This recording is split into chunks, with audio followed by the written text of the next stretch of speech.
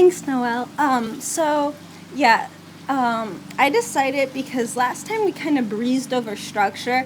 I know that we kind of stopped in between some of the shading, but I've talked to a couple of people after the class and tried to help them, and I noticed some issues with their shading were actually resultant of not proper structure. So I want to get back to that and kind of go more in depth with that first before we continue with any shading or anything, because I think that's important. That is your foundation. I guess I blew through it too fast because I kind of thought maybe it was, some aspects of other classes, but seeing as I haven't seen all the classes, I guess maybe I might have not known. I don't know. So we're going to go over a few things. Hopefully that's all cool with you guys. So let's get started.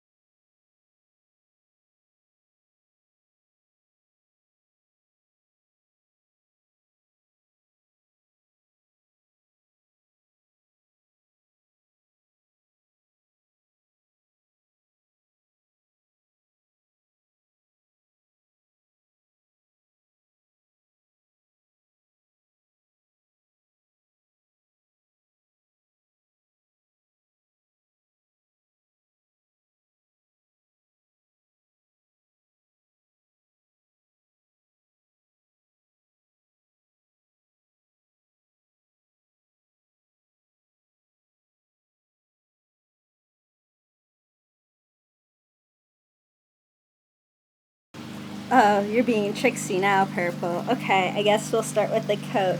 I guess, yeah, we'll go through coats, and there's different types of coats. So that's actually a very good idea. That could be really... Way to go. All right, let's start. You need to think about, as I mentioned last class, you need to think about, again, what fabric you're going to do. Is it going to be a corduroy coat? Is it going to be a vinyl coat, a leather coat? Because the type of fabric tells you the weight of the fabric. The weight of the fabric tells you how it's going to fall, which is going to tell you what kind of angles or curves you need to make.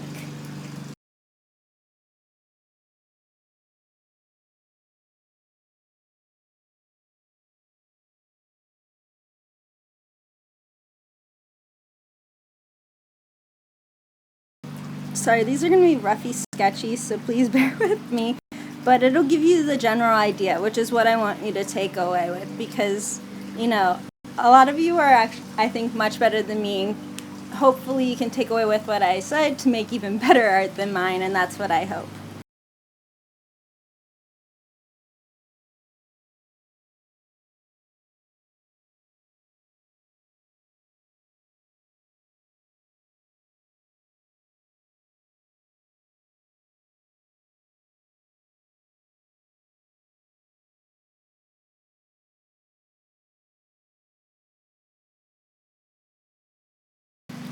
So see how these are like really straight and kind of boring?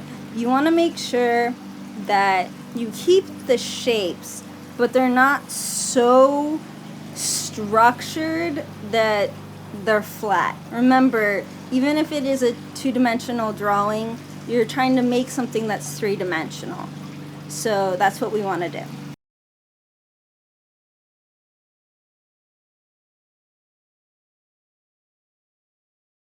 Keep in mind where the fabric pulls from too. So, like I have here the sleeve seam, and that's a part where the fabric pulls away from. So you're going to want to go away, like in physics or geometry, whenever you make those vector angles and everything, kind of think of it like that. And if you need to draw them to help remind yourself, and probably put that on another layer that you can clear out later. But if that works for you, I've had to do it once or twice, so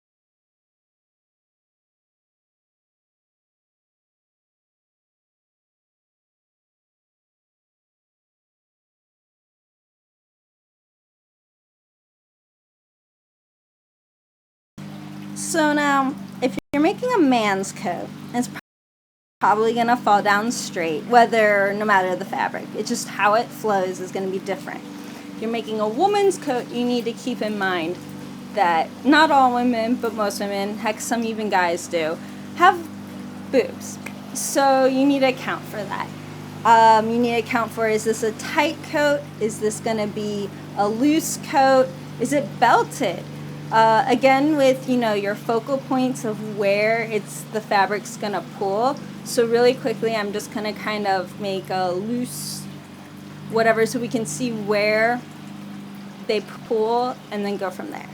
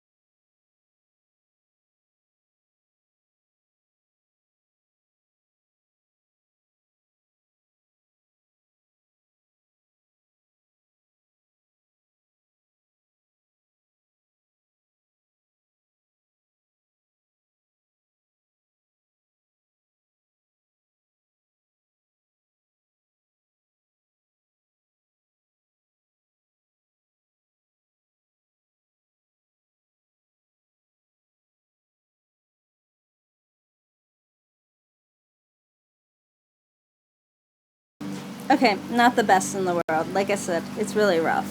But it's not what we're worried about, so I'm not gonna waste my time on it. And it just gives you a general idea. See how you got the collarbone. Are you gonna do a high neck? Again, you just need to think about what you're drawing. Do you guys want it to be low or a high neck collar for the coat? Like, what kind of coat do you guys want me to first start with?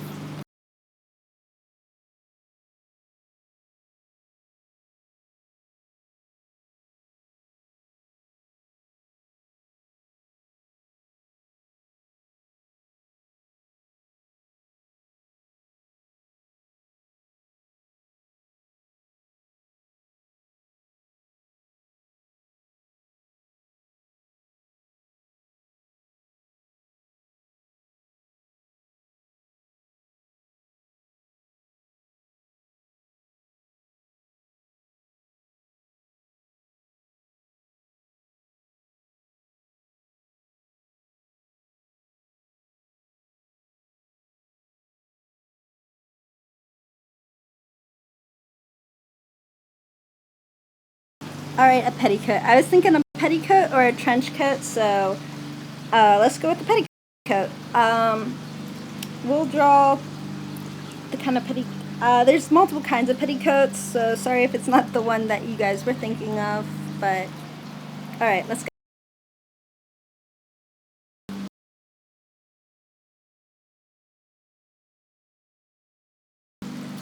Now, with the petticoat I have, one of mine, I have two kinds. There's the ones that have the blazer, so with the collar, and then you can have petticoats that have the big collar that can be buttoned up, that's almost like a turtleneck, and they're really voluminous and they're kind of fun to draw. But since we're kind of starting off, let's go with the normal kind that's has the blazer type. Now you need to think about what angle you're looking at the person from, so which parts of the coat you're gonna see. Are you gonna see it wrap around from their shoulder, or is it gonna wrap around from their neck?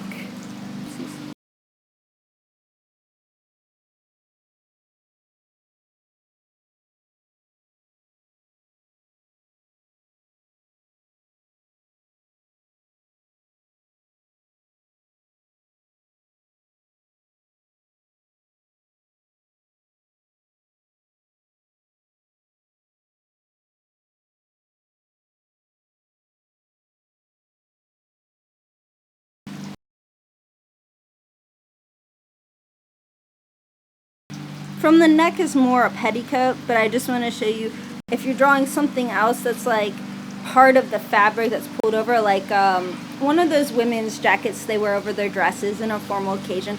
sometimes they'll fold and they're actually, you'll see the seam coming from their shoulder. So I just want you to keep in mind that different clothes don't always work the same, although most do wrap from the neck.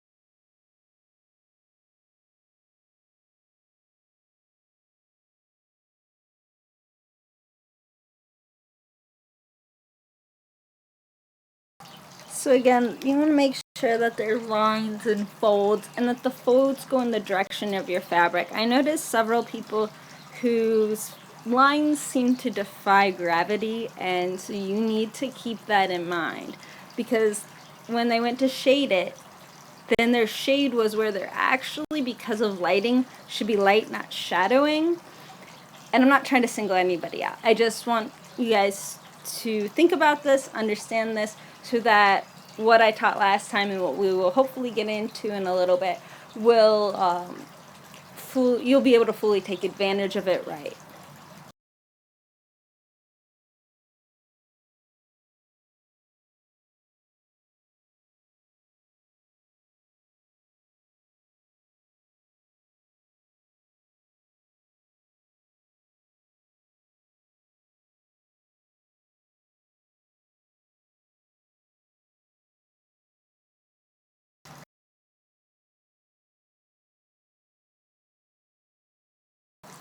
Now with a petticoat, they tend to not make your boobs really, unless you're really giant. They kind of flatten them and you don't see them as much, so you don't really need to worry about some of this stuff. So we'll probably do a couple other quick lines, not like full items, so that we can go through a bunch of stuff. I hope that's alright with you. It's just I want to give you a basic idea of as much as possible. And so now, if this is one of those petticoats that you know, they have, they're belted, but they're not like a belt. But you will have the fabric seamings of the belt, but not in the same way.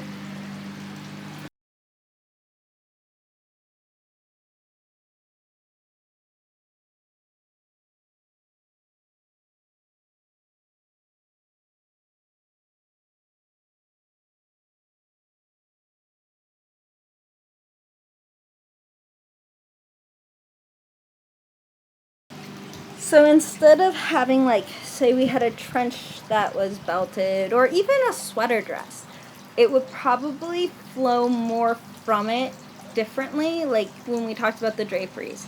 However, this is going to be like the shoulder seam, and there's not going to be as much going on. So other than just a couple lines, unless you really want to go into it and do a lot of details. Like I said, I really do, last time, I do recommend looking at pictures of clothing while you do this the first several times to really get a good idea, because I think it'll help give you direction.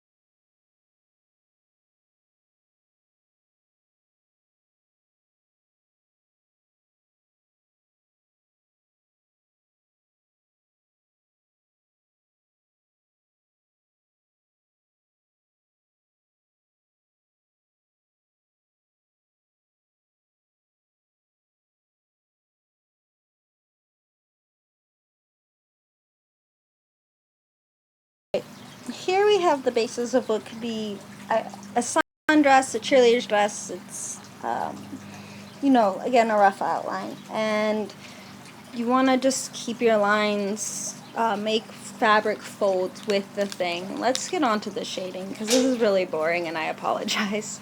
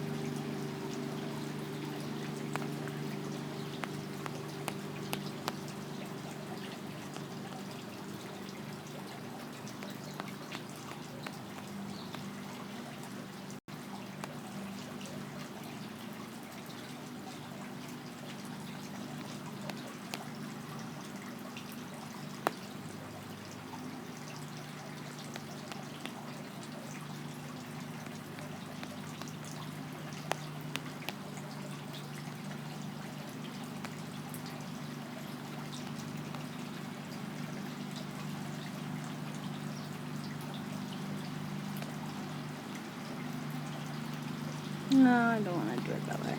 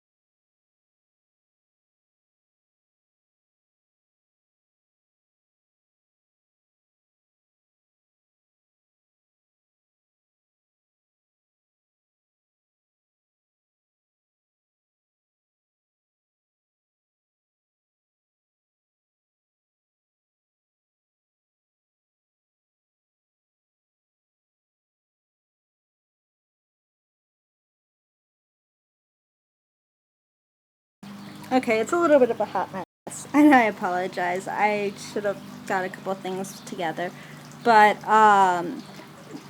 we'll do a little bit more of the. I talked about patterns last time, and I only did one example, and I thought maybe we should talk about that a little bit more.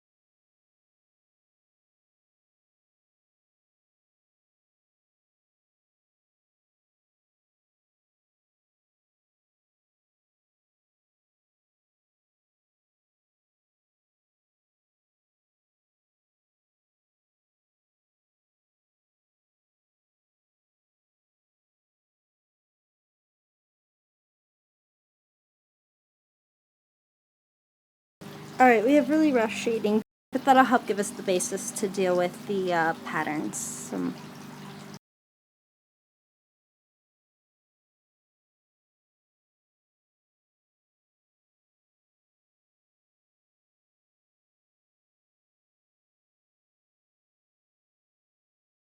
Since I used the flower last time, let's use the birds and maybe we'll add the flower too.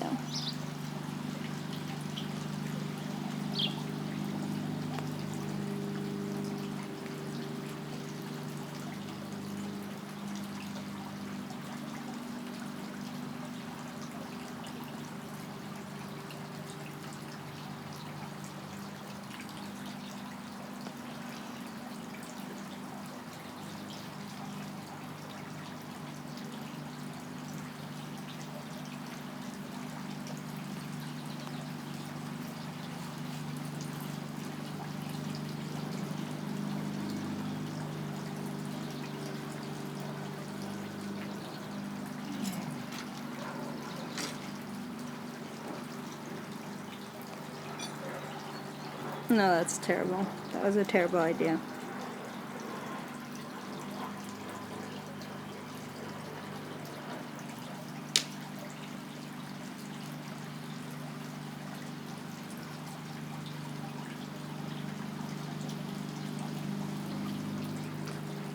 Okay.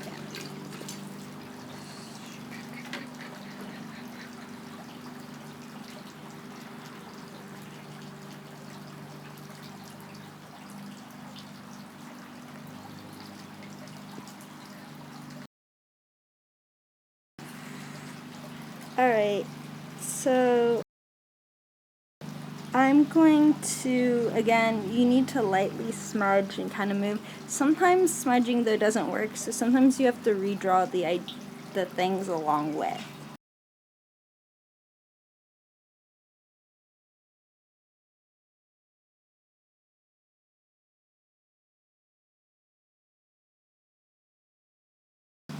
See how it lost most of its shape? So sometimes, and that's kind of, we talked about it last time. So this time you need to think about, we're going to talk about when you don't use smudge and you draw. Because, see, the technique we used last time doesn't actually always work.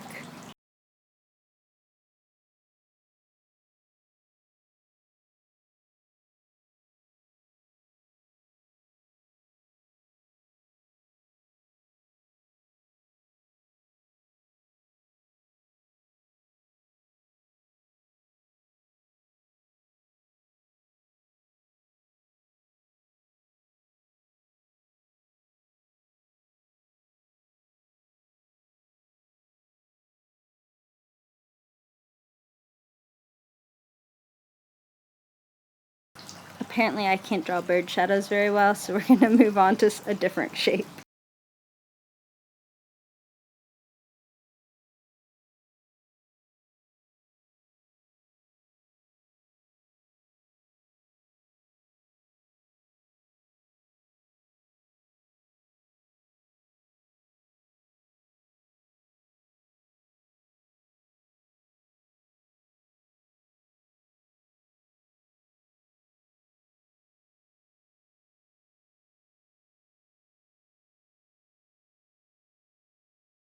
So, although I kind of messed up, not thinking, the top should be actually on the other end. But other than that, see how we went for with the fold, the pattern's not going to be perfectly the exact shape it should be.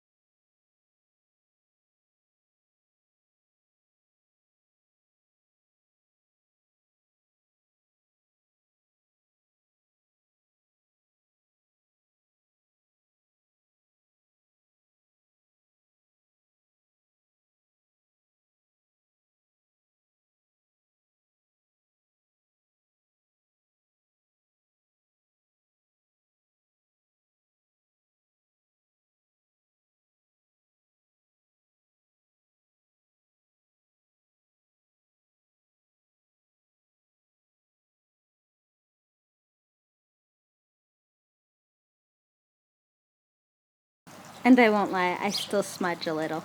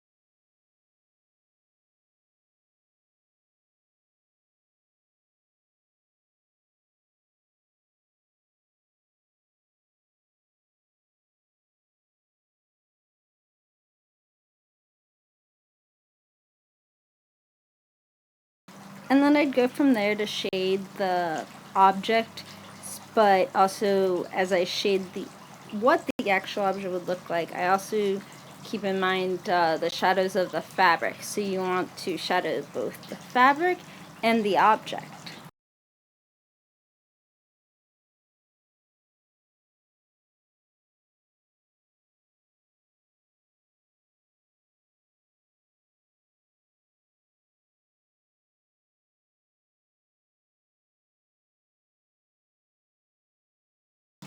Not just shadow, also highlight as well.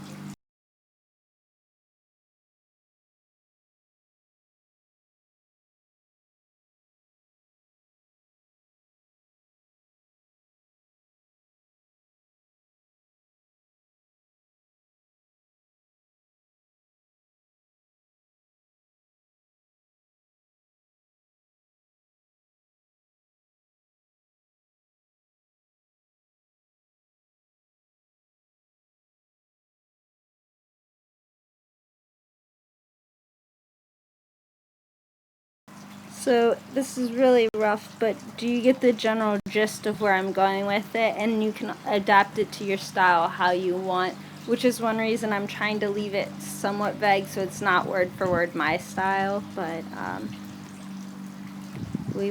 I would like to move on to the lace because I know a lot of people wanted to do that last time.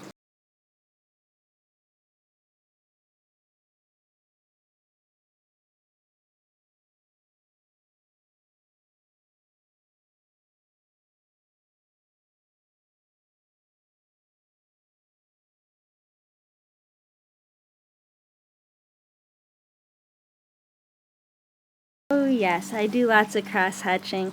It can take me a long time to do it, and that's why I didn't this time. I really recommend it. Trust me, that would have looked a million times better if I had done cross hatching. Actually, after we talk about the lace, I was kind of wanting to talk a little bit about the cross hatching since people seem to have a lot of questions about it.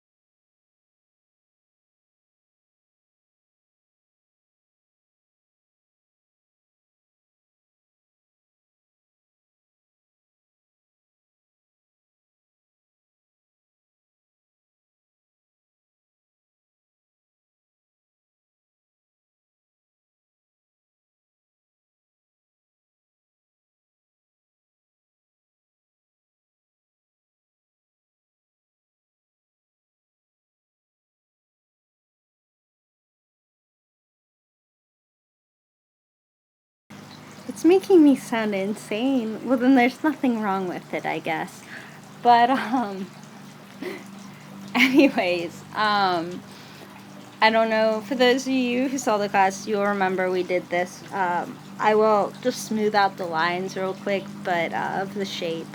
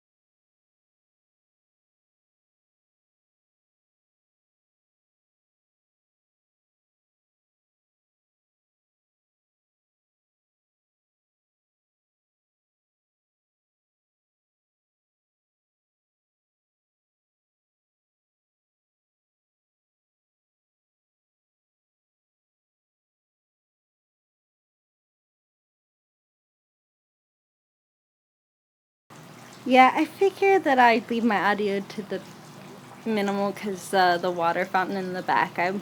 I'm not sure if you can hear it. I was afraid that you guys might think I was going to the bathroom. I'm not gonna lie, but no, it's a water fountain. But anyways, no. All right, let's get started on this. There are multiple ways to do this. I know because it's the transparency with the lace. Some of you guys were interested. So here's one way of doing it. And there can be multiple ways, but we'll just do the main way that I would normally do it.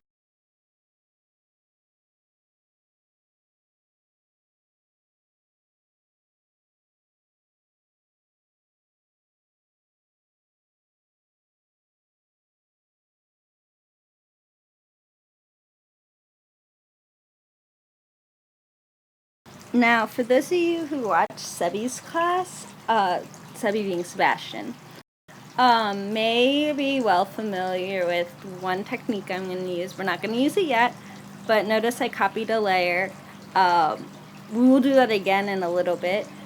We do several copying layers because we will use his one technique with dodge at the end.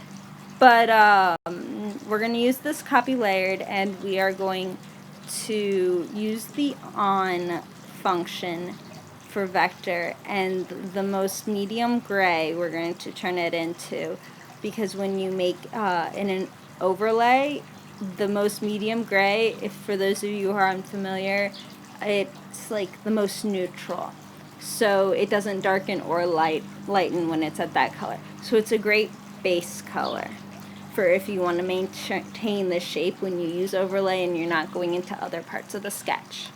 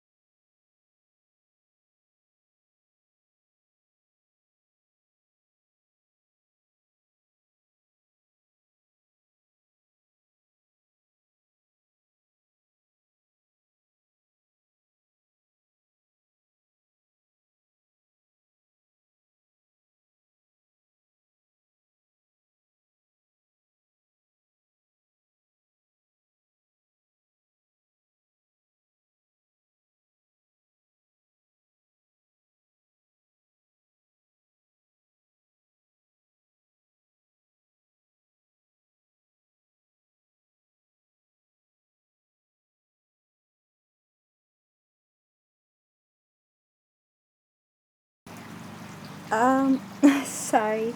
So apparently, I went to save and it decided to decrease.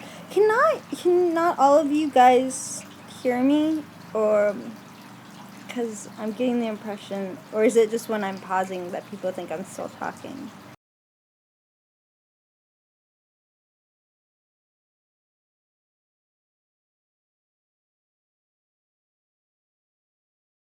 Yeah, I think it probably the audio cut for you guys, possibly because when I went to save, my app crashed. So I'm wondering if it was trying to send some audio during that time. I'm not sure.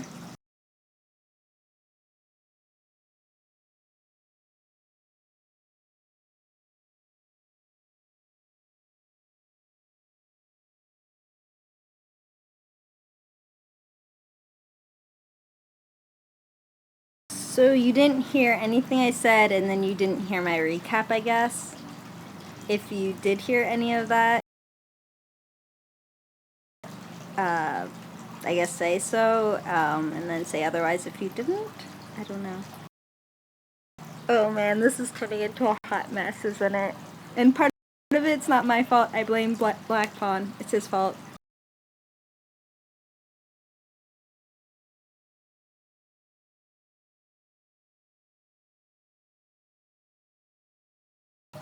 Okay, well then I guess I will recap again. My neighbors are gonna think I'm crazy. I mean, they probably think I'm crazy for talking to my iPad, anyways. Hey. All right.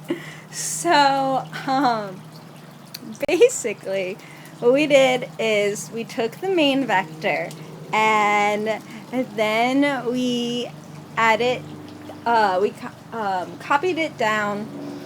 We used that on an overlay layer where we used the medium gray because that works best as an overlay. Then we added the black lace to it using the pattern given to us by the wonderful Pastor Bob, and we used on for that so it didn't go off that. Then I merged them together, and I had used the vector erase to give it the drop shadowing, because uh, the shoulders are going to have a lighter shade. When you merge them together, though, you kind of regain full opacity, and it's no longer partly opaque, which is why we have to decrease opacity again. I guess you could use another color to do that. I just find it easier to do it this way, personally, but you can do what you want.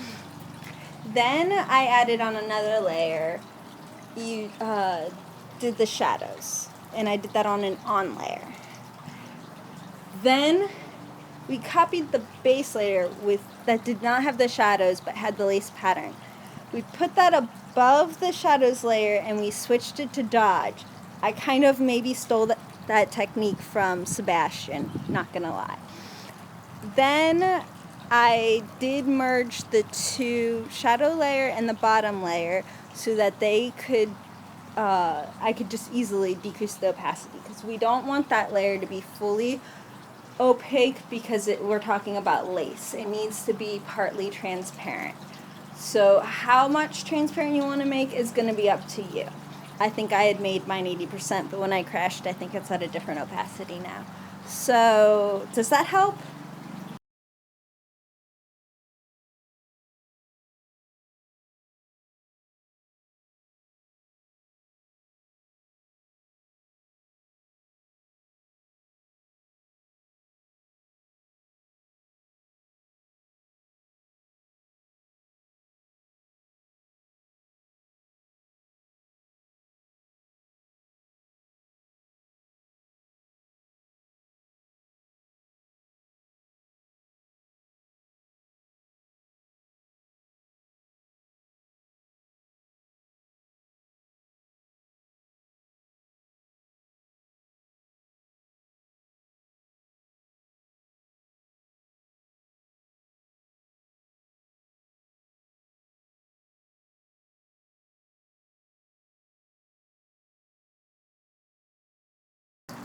Also, you can use that technique minus the opaqueness for a lot of this. I know we talked about the velvet last time, and I did use some of that technique and everything to make these, but I used different brushes.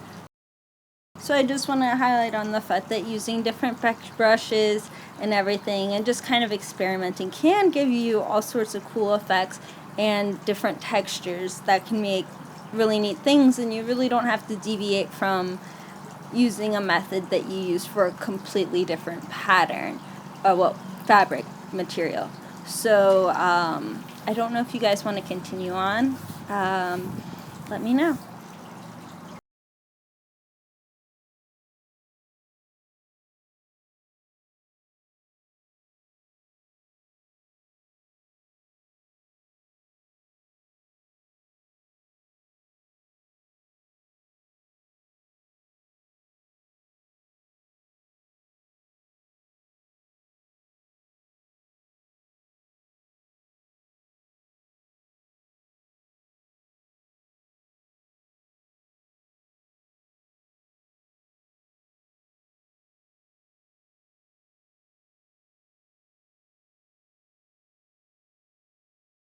Alright, those of you who watched the last class remember this, was the drapery treatment we worked on. But there are other kinds of drapery treatments. For example, the one that we did that's in my banner. If you'd like, we can discuss the other drapery treatments, or we can draw the bows on this. It's up to you guys.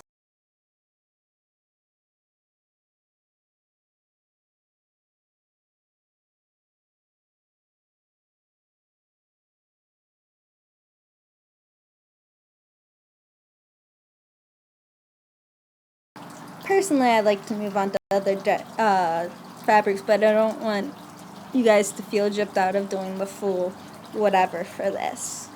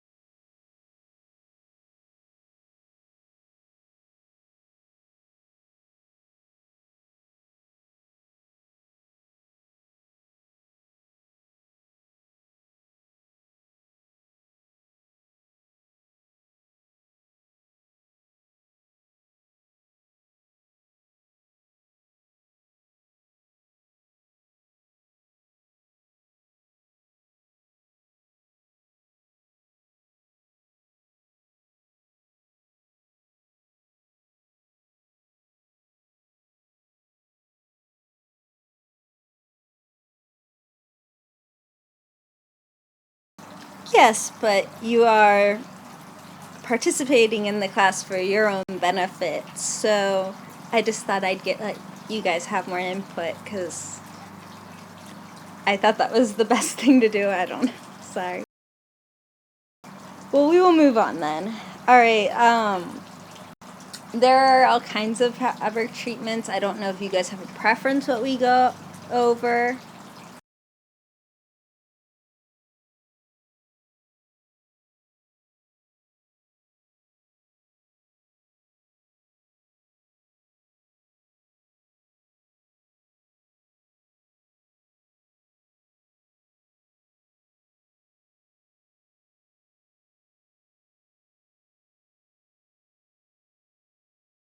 Again, we're going to go back to my focal point theory, I guess you could call it.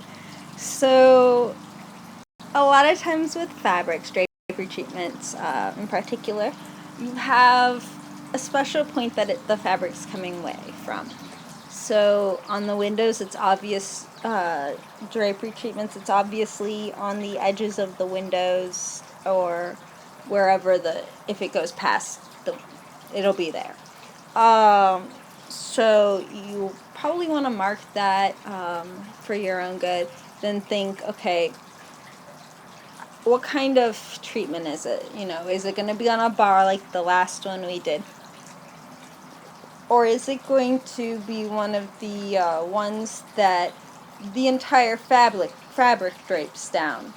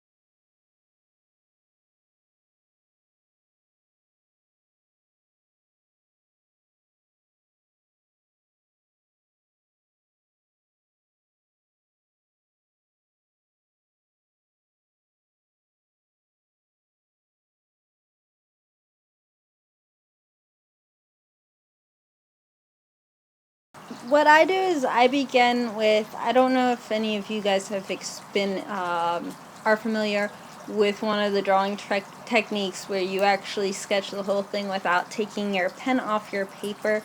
Well, I kind of slightly do that, mostly with a lot of the fabrics to try, with the rough sketch, to get the flow of it right, especially with drapery treatments. So I recommend doing that.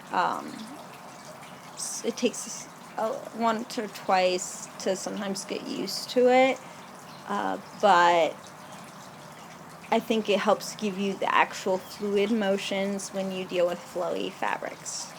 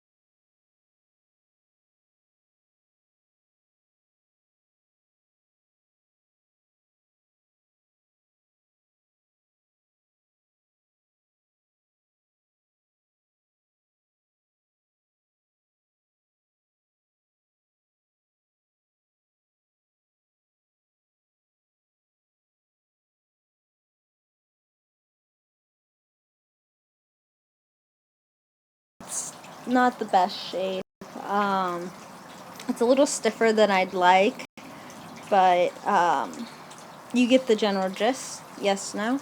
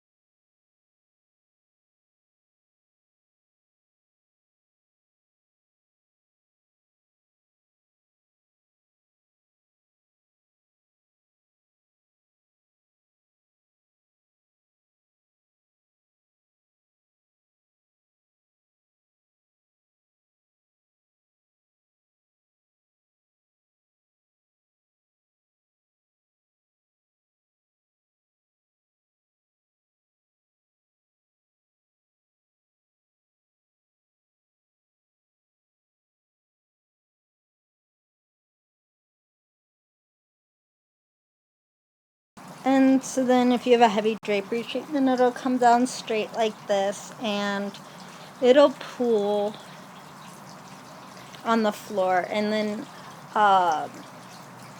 for for a lot of the shapes, the problem is I think you need to first couple times visualize it, or else it's like literally using a reference, or else it's kind of difficult to visualize it in your mind's eye or whatnot. So I hope this is helping.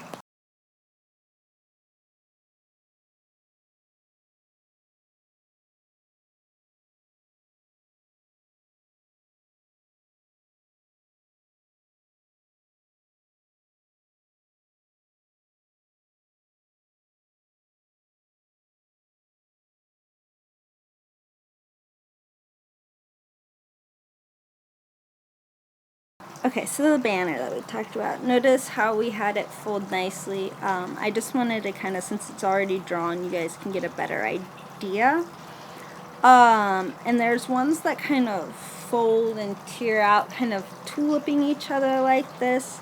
I think they're really pretty. They're kind of fun to draw, but I just wanted to kind of, I sometimes draw them actually starting like this upside down, because I find it easier, because instead of going from wider to thinner, I think sometimes it's easier when you draw the wide part, but then you jet out the thinner part, but like upwards. But that's my personal preference.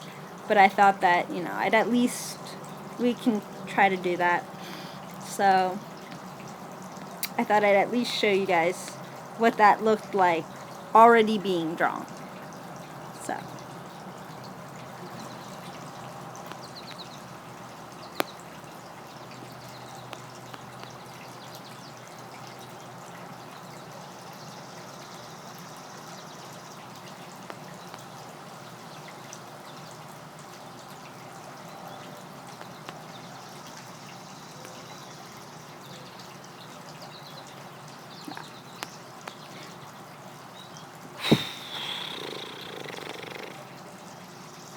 Oh shoot, the audio is still on.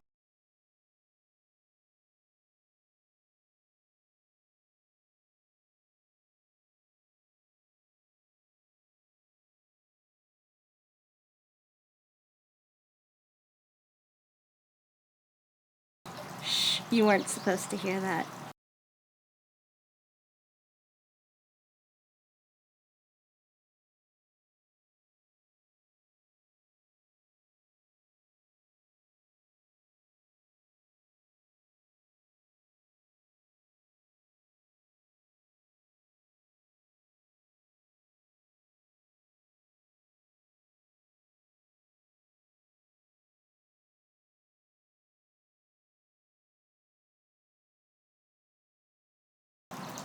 I knew someone would say that. No, we already covered that, Sebastian. That would be the water fountain in front of me. I can take a picture and send it to you later if you so desire, but it is definitely a water fountain.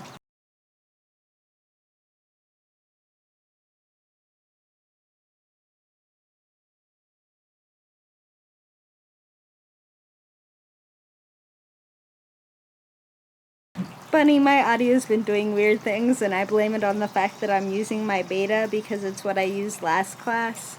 And so a lot of the material's on this one and not the other, and I don't know what he did to change it, but he changed a few things.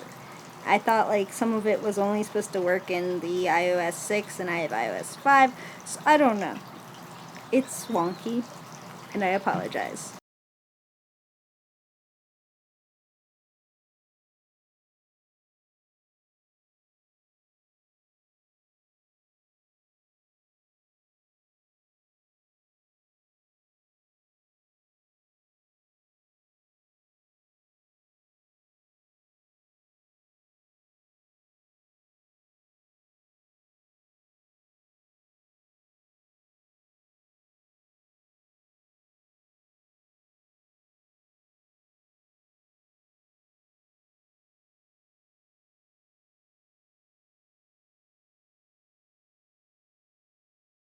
Okay, so I used a reference the last time, and I figured I'd kind of need it, and I deleted it. So, I apologize, but, oh God.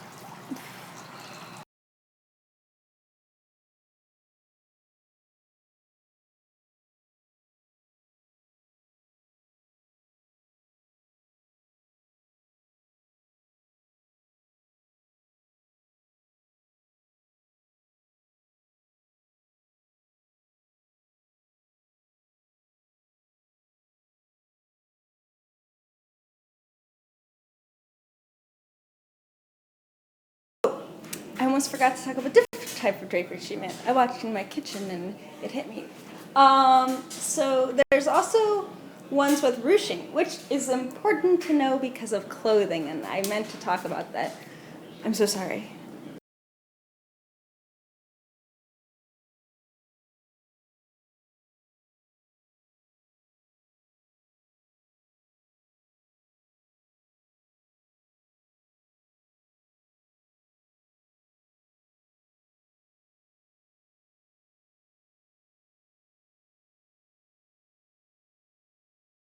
So when we talk about ruching, you need to remember that like it's pulling from both ends.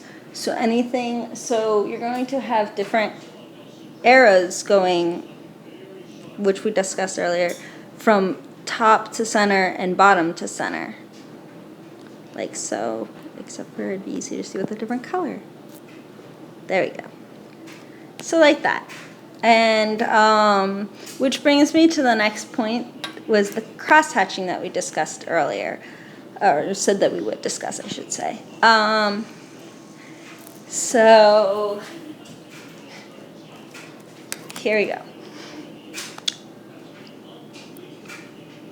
See, like with the cross-hatching, you can actually, instead of just cross-hatching, and you may notice this in a couple of Duke's sketches. I know he did it with his skin on, I think the one he did in the Avatar icon compo, and that's actually just, he only did it one way, and he curved it to try to show the curvature of the skin.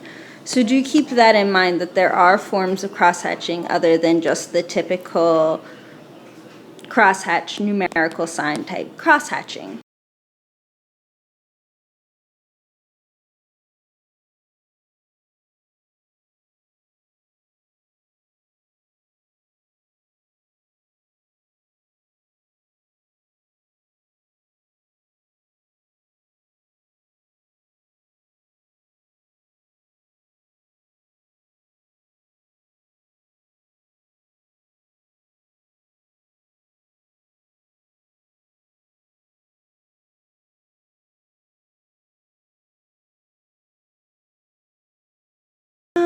And I think that that's actually a good place to end, so that way you guys can have, we've kind of gone over quite a bit of stuff, that way you guys can experiment with that, and maybe you can shoot me some more ideas of things you want to go over, and we can possibly do another class if you'd like. So does that sound good for everybody?